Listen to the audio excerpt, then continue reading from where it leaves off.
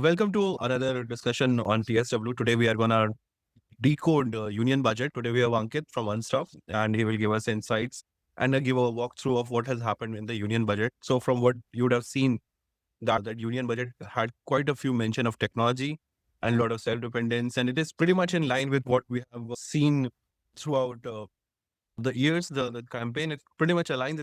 It might be one of the most boring budget, but it's okay. Boring is okay, but we don't need a lot of headlines all the time. And if you let's try to analyze it. Okay, my first question is, well, as an entrepreneur, what do you think about this union budget? Because this time startups was not that much mentioned as usual, right? I think just as an entrepreneur or a common man, there was nothing. I was expecting that at least they will do away with, let's say, ESOP taxation, or they will enable only taxation at the time of liquidity, but that didn't happen. Some other SOPs and all didn't happen.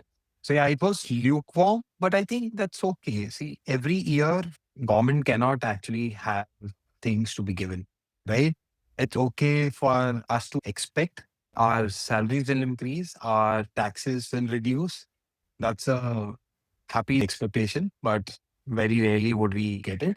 Few of the elements in the budget, and I'm sure we'll talk about them, specifically have been good. And for some of the sectors and entrepreneurs, it would be very good.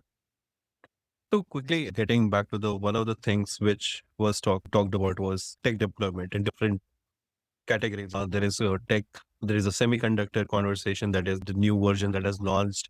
And then there is rare earth conversation. It's very unique. I was surprised there is some sort of a mineral hunting that will go on. From the tech point of view, do you see that tech is now the backbone of the modern economy? There is deployment in sports, biopharma, industries, and so on.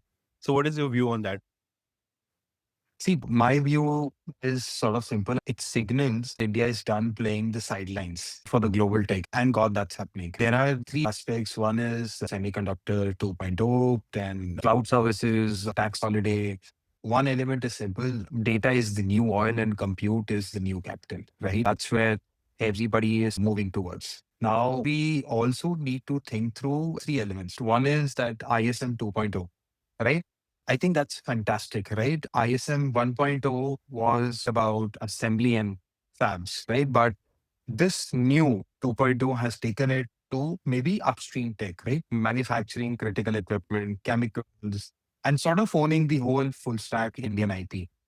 And then I think the outlay has nearly doubled to about 40,000 crores or so, right? So I think earlier we were basically saying assembled in India. Now we're moving towards designing and building in India.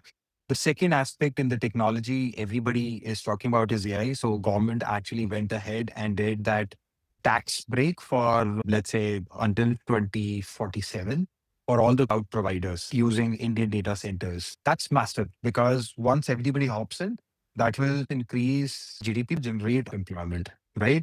And that's where I think they have also a push to have AI for education also comes into heavy. They have created that committee, E2V, Education to Employment and Enterprise Committee or so.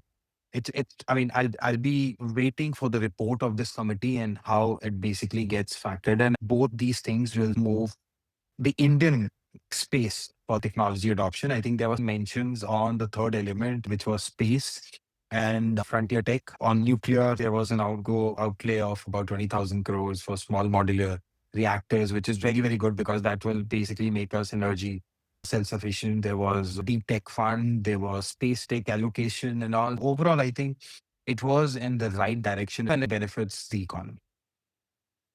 If you see from the job creation point of view, where do you see the shift happening? Where are the future jobs are coming? Because over the period of time, you has become a big, center of conversation, not just from the economy point of view, from the way and of course there is politics, but let us talk from the kind of new kind of jobs that are going to happen. There is a lot of conversation around the next set of jobs because automation is happening.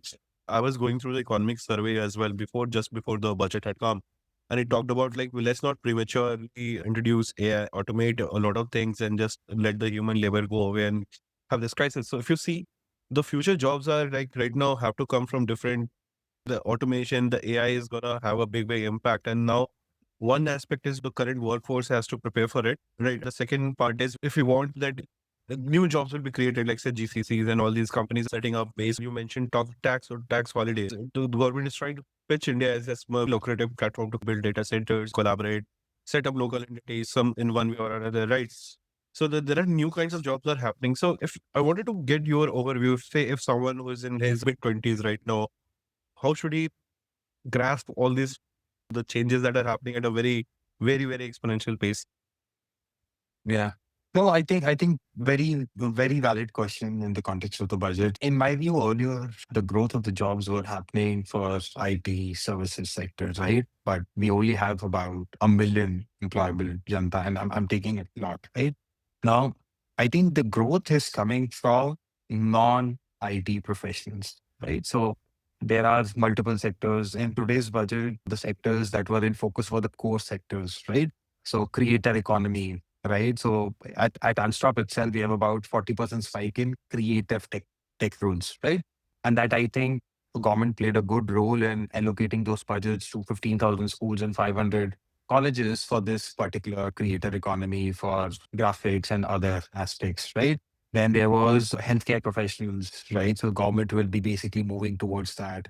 They would want to enable close to about a lakh allied health professionals. All these are core, then textile, manufacturing. So all where the investments are happening, right? Capital expenses happen in infrastructure and other domains, right? So all of that are our core sectors. And that's where I think now the talent will be upskilled and will have to be pushed into, because whenever the money comes into one sector, the direct beneficiary is basically the talent, right? Why all the states want factories? Because it's not just the people who are employed in the factory, but people who are indirectly employed around the factory. People will have housing, food stalls, schools. In the fresher market, what we intend to do now is decide the field you want. Gone are the days there where you can be hired for monotonous work. Now you just need to upskill yourselves to work smartly using AI. It can be IT, it can be non-IT. Let's be very clear about it. And companies are enabling that. Before I let you go, my question is how would your company be directly or indirectly impacted? I think it's a status quo solution. I won't say positive or negative impact. Hopefully, all the sectors in which the budget allocations have happened, because there is no negative aspect to the budget, right? The only negative aspect is that it was a status quo. They didn't reduce anything, right? But at least the sectors in which they've pumped in money, I hope all those guys hop on to Unstop and leverage us to the best possible manner. And we hope to associate with them and enable them to have better technology enabled talent. All right. Thank you so much for speaking with us. And it was great and good to have discussion and have some sort of talk about tech. It's a slightly different take on the budget. Usually it's just finance, GDPs and all, but it's good to have conversation around tech, AI and employment sector as well. Thank you so much for talking to us. Have a great day ahead. Pleasure is one.